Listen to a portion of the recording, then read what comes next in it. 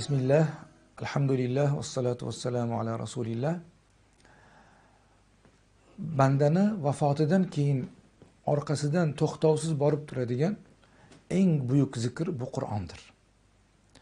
Inson Qur'oni Karimga bo'lgan muhabbati, unga bo'lgan munosabati, Qur'oni Karimni yodlashga bo'lgan qiziqishi va unga amal qilishga bo'lgan harakati tufayli uning zikri, undan keyin qoladigan xotirasi boqiy qoladi.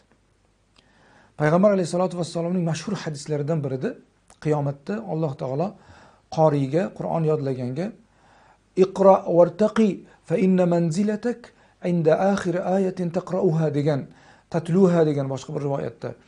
Ey qori, qani Qur'onni qiroat qilaver, Qur'on qiroat qilaver, darajang ko'tarilib boraver, seni jannatdagi manzilang, o'rning, joying, makoning qachon qaysi oyatda tugatsang qiroatingni, o'sha joy seni joying degan ma'nodagi Payg'ambar alayhisolatu vassalomning hadislari bor.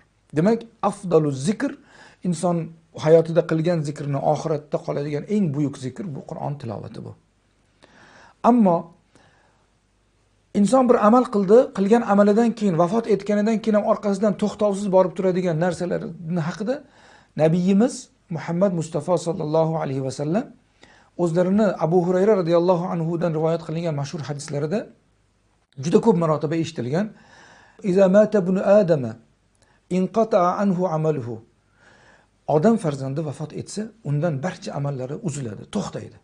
Vafot etdi, bo'ldi, kesildi. Namoz o'qish yo'q, roza tutish yo'q, zikr qilish yo'q, ehson qilish yo'q, birovga yaxshilik qilish yo'q, hech narsa qilish demak yo'q. Faqatgina 3 ta amalidan qiyomatgacha borib turadi. Uning orqasidan qilgan ishi. O'sha hadisda birinchisida sadaqa joriya deganlar, Payg'ambar alayhisolatu vassalom bir ish qildi.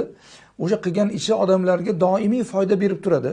Ko'prik qurdi, maktab qurdi, madrasa qurdi, masjid qurdi, bir kambag'alni o'ylantirib qo'ydi, bir o'yi yo'qni o'yli qilib qo'ydi, kasalni tuzattirib qo'ydi va hokazo.